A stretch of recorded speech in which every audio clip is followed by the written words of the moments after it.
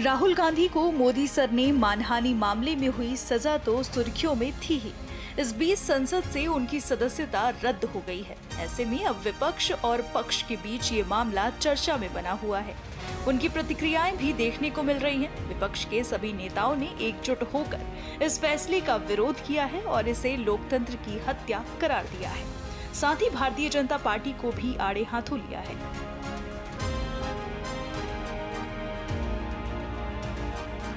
अब छोटे छोटे मामलों के अंदर दर्जन भर राज्यों के अंदर मुकदमे दर्ज कराए जाते हैं।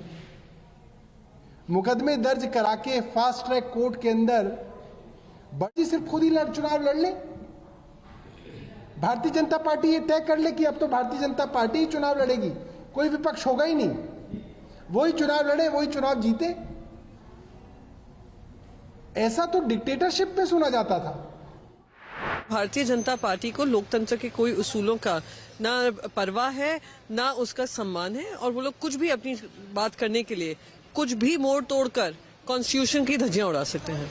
आज तक देश के इतिहास में नहीं हुआ है कि डेफेमेशन नोटिस पे, डेफेमेशन केस में 2 साल की सजा सुना दी जाए। तो एक तो पहले जिस तरीके से सजा सुनाई गई उस पर स्टे नहीं लाया गया, हायर कोर्ट पे अप्रोच करने का समय है, उससे पहले ही आपने डिस्क्वालिफिकेशन कर दिया। ये बहुत ही शर्मनाक है। एंड आई थिंक ये जो ये परंपरा रही है देश के प्रजातंत्र की कि जब भारतीय जनता पार्टी के पास 2 MPs थे तभी भी उनको पूरा सम्मान विपक्ष का मिलता था, पर आप लोग उसको आए दिन कुचल रहे हैं, लोगों की आवाज बंद करने का काम कर रहे हैं। बेहद ही शर्मनाक है और दुखद दिन है प्रजातंत्र के लिए आज। उत्तर प्रदेश में समाजवादी पार्टी के कई सदस्यों की सदस्यता इन्होंने बीजेपी के लोगों ने ली है। आज कांग्रेस के पार्टी के सबसे बड़े नेता की सदस्यता गई है।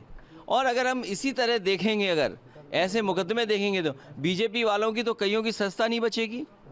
जो भाषा या जिस तरह के उनके स्टेटमेंट्स हैं, अगर उन पर सच्ची कार्रवाई हो जाए तो बहुत सारे भारतीय जनता पार्टी के सदस्यों की भी सदस्यता चली जाएगी। ये जानबूझ करके जो असली मुद्दे हैं, महंगाई, बेरोजगारी और इनके ही मित्र उद्योगपति जिन्होंने पैसा भारत का डुबाया है, उन पर ये बहस नहीं करना चाहते। उनसे ध्यान हटाने के लिए ये कांग्रेस पार्टी के नेता के साथ हुआ है, समाजवादियों के साथ पहले हो चुका है।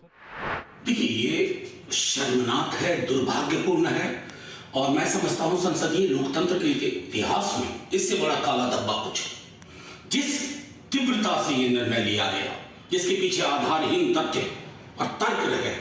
कल ही तेजस्वी जी ने, डिप्टी सीएम हमारे दल के, उन्होंने कहा था कि विपक्ष के दलों को अब ये सोच लेना है कि लड़ाई का तरीका क्या होना चाहिए। और आज देखिए, जो राहुल जी ने कैम्ब्रिज में कहा डेमोक्रेसी के पर संकट के बाद, आपने तस्दीक कर दी। आपके मनसा वाचा कर्मणा में डेमोक्रेसी के लिए कोई रिस्पेक्ट नहीं है। और मैं समझता हूं कि सभी दलों को अब यह तय करना होगा, नागरिक समाज के साथ मिल करके, लोगों के साथ मिल करके, कि इस तानाशाही मनोवृत्ति को जमींदोज करना होगा। अन्यथा हिंदुस्तान का जो 75वें वर्ष आजादी में जो नुकसान हो रहा है ना, उसकी भरपाई कतई संभव नहीं होगी। ये सिर्फ राहुल गांधी की लोकसभा सदस्यता रद्द नहीं हुई है, लोकतंत्र मृत घोषित हुआ है। आज official declaration of the death of democracy.